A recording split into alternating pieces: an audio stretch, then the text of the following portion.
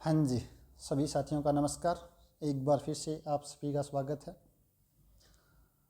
आज से हम एक नई श्रृंखला शुरू कर रहे हैं। उसके अंदर जो भी प्रीवियस ईयर एग्जाम में क्वेश्चन पूछे गए हैं उनको डिस्कस करेंगे। सबसे पहले उस क्वेश्चन में जो भी इम्पोर्टेंट कंसेप्ट हैं उनको डिस्कस करेंगे। After that we will solve that question. तो सबसे फर्स्ट क्वेश्चन अपन ने उठाया है CSIR नेट जून 2018 के अंदर पूछा गया। क्या है, एक सेट एस गिवन है, उसके अंदर एलिमेंट हैं x, y यानी ऑर्डर्ड पेयर टाइप के, such that x square plus Y square equals to 1/n², where n belongs to natural number and either x belongs to rational number और y belongs to rational number. Here q है वो set of rational number को बताता है, जबकि n है वो set of positive integer के बारे में बताता है। Which of the following is true, then आपको बताना है कि कौन सा स्टेटमेंट ट्रू है। First statement, S is a finite non empty set. Option second, S is countable. Option third, S is uncountable. And option fourth, S is empty set. सबसे पहले अपन जानेंगे काउंटेबल सेट क्या होता है, अनकाउंटेबल सेट क्या होता है, एम्प्टी सेट क्या होता है और फाइनाइट सेट क्या होता है। तो after that we will discuss this question. तो सबसे पहले मेरे पास कोई भी एक सेट है, उसको अपन दो टाइप से कैटेगराइज कर सकते हैं, या तो वो काउंटेबल होगा या वो अनकाउंटेबल होगा, या तो वो काउंटेबल होगा या वो अनकाउंटेबल होगा। अगर सेट काउंटेबल है तो वो क्या होगा, या तो वो फाइनाइट होगा या काउंटेबली इनफाइनाइट होगा, जिसका दूसरा नाम है डी न्यूमरेबल। क्या होगा, डी न्यूमरेबल। अगर सेट फाइनाइट है तो या तो वो एम्प्टी सेट होगा या वो एन के सिमिलर होगा। ये एक सिंबल यहाँ पे यूज लिया है एन। तो एन का मतलब first N natural number, first N natural number का कलेक्शन है, उसको डिनोट किया है एन से। तो फाइनाइट सेट या तो इसके एन के सिमिलर होगा या एम्प्टी सेट। एम्प्टी सेट का मतलब एक ऐसा सेट जिसकी कार्डिनलिटी 0 हो, यानी जिसमें नंबर ऑफ एलिमेंट क्या हो, 0 हो, क्या कहलाता है, एम्प्टी सेट कहलाता है।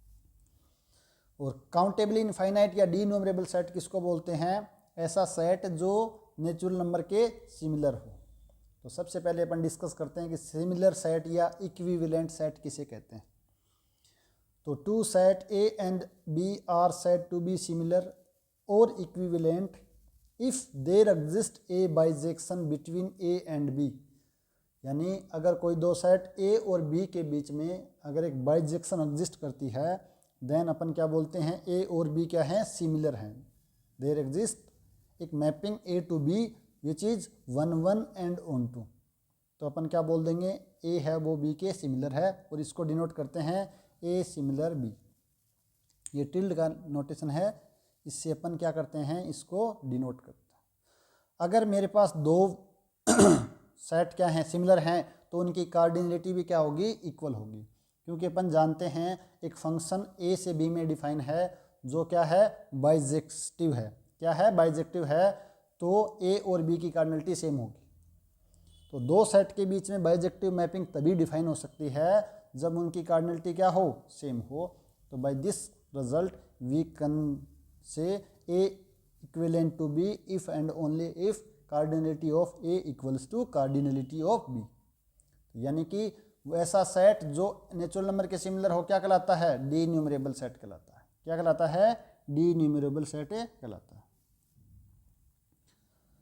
अब अपन दोबारा ऑप्शन पे चेक करते हैं कि यहाँ पे गिवन है फोर्थ ऑप्शन की एस इज एम्प्टी सेट। क्या, एस एम्प्टी है। अगर एस एम्प्टी होगा तो हमें पता है कि एस काउंटेबल भी हो जाएगा, क्योंकि काउंटेबल सेट क्या होता है, या तो वो फाइनाइट हो या काउंटेबल इनफाइनाइट हो। तो अगर ऑप्शन फोर्थ करेक्ट हो जाता है तो ऑप्शन 2 भी करेक्ट हो जाएगा, बट ऑप्शन 1 ही ट्रू है, तो यानी दोनों हो नहीं सकते। लेकिन अगर ऑप्शन सेकंड करेक्ट है तो 4 करेक्ट हो, ऐसा जरूरी नहीं है। क्यों, क्योंकि एस काउंटेबल है तो जरूरी नहीं वो एम्प्टी हो या फाइनाइट हो, वो काउंटेबली इनफाइनाइट भी तो हो सकता है। Every countable set is finite, ये स्टेटमेंट फॉल्स है। But every finite set is countable, ये स्टेटमेंट करेक्ट है। यानी प्रत्येक फाइनाइट सेट काउंटेबल होगा, every denumerable set is countable, ये स्टेटमेंट भी ट्रू है, but every countable set is denumerable, ये स्टेटमेंट फॉल्स है। तो अगर ऑप्शन 4 करेक्ट हो जाएगा तो ऑप्शन 2 भी करेक्ट हो जाएगा, तो ऑप्शन 4 है वो करेक्ट नहीं हो सकता। सिमिलरली मैं बात करूं ऑप्शन फर्स्ट की, तो क्या S is finite non empty set, यानी एस है वो फाइनाइट होगा लेकिन नॉन एम्प्टी होगा।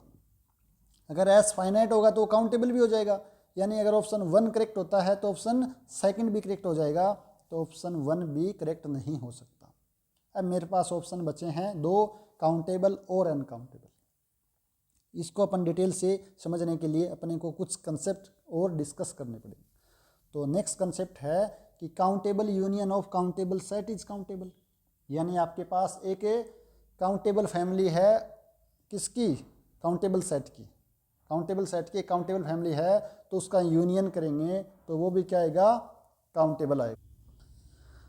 नेक्स्ट कंसेप्ट है फंडामेंटल प्रिंसिपल ऑफ काउंटिंग।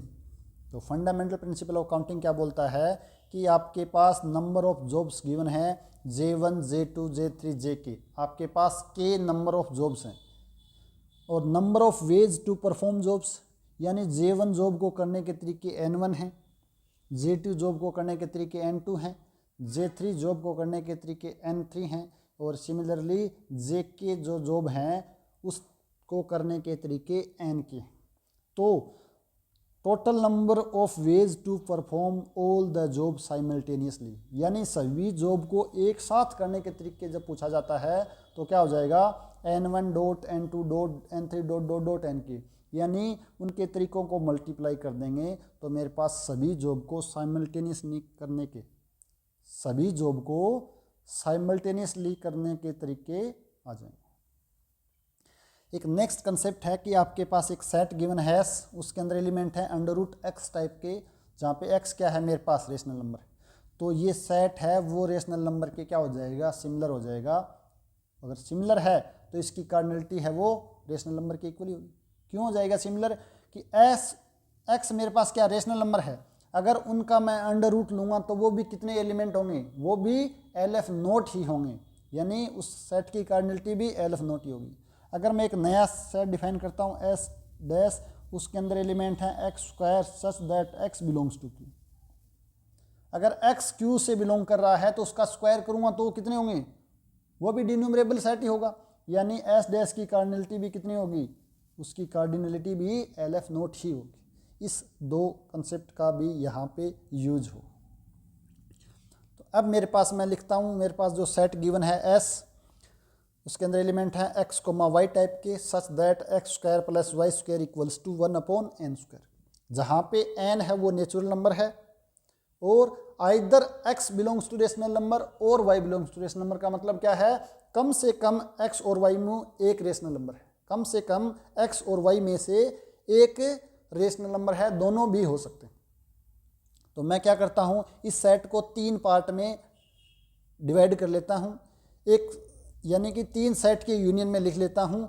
तो सेट ए को मैंने किस प्रकार डिफाइन किया है? सेट ए के अंदर मैं लेके चल रहा हूँ x रेशनल नंबर, यानी x, y such that x² plus y² equals to 1/n², जहाँ पे x belongs to rational number और n belongs to natural number. B set के अंदर मैं y को रेशनल नंबर लेके चल रहा हूँ, और सेट सी के अंदर x और y दोनों ही रेशनल नंबर हो जाते हैं। तो S क्या हो जाएगा? इन तीनों सेट का जो यूनियन आएगा वो मेरे पास क्या हो जाएगा? S हो जाएगा। Now we discuss about set A. A मेरे पास सेट गिवन है x, y such that x² plus y² equals to 1/n², और x मेरे पास रेशनल नंबर है और y मेरे पास नेचुरल नंबर है। ठीक है। अब अगर आपके पास x रेशनल नंबर है तो यहाँ से y² कितना आ जाएगा? 1/n² माइनस x², और यहाँ से y क्या आ जाएगा? 1/n² माइनस x² का √। x रेशनल है तो उसका स्क्वायर भी रेशनल हो जाएगा, n नेचुरल नंबर है तो 1/n² भी रेशनल नंबर हो जाएगा। ये भी आपके पास क्या है? एक रेशनल नंबर है और ये भी रेशनल नंबर है, और दो रेशनल नंबर का डिफरेंस भी क्या होता है, रेशनल नंबर होता है। तो यानी अंडर रूट के अंदर वाले मेरे पास जो भी एक संख्या वो क्या है, रेशनल नंबर है। अगर उसका अंडर रूट करूँगा, अगर मैं उसका अंडर रूट लेता हूँ तो इस टाइप के वाई मेरे पास कितने हो सकते हैं, जितने रेशनल नंबर हो सकते हैं। यानी एक्स के पास चॉइस कितनी है, आपके पास LF नोट चॉइस है। एक्स क्यू से बिलोंग कर रहा है, इसका मतलब एक्स जॉब को करने के तरीके LF नोट है।